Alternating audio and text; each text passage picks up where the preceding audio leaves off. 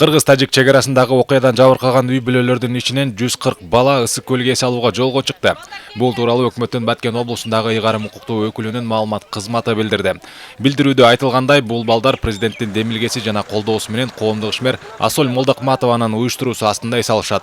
Облустун чек аралаш аймактарынан барган 140 бала, 6 мугалим 10 күн бою ысык көл облусунда эс алууда болушат. Андан соң балдар Баткен облусундагы Кадамжай Семетей лицейинде дагы 15 күн эс алышат. Балдарды министрлер кабинетинин Баткен облусундагы ыйгарым укуктуу өкүлүнүн орун басары Абдирашид Ташбалтаев жана район шаар башчылары узатышты. Балдар бүгүн Ош аэропорту аркылуу Тамчыга конушат. Этап менен жөнөтүлүүдө. Бүгүн 46 болсо, азыр абеттеги самолетто Баткен Бишкек багыты боюнча 70 окуучу кайра жөнөтүлөт.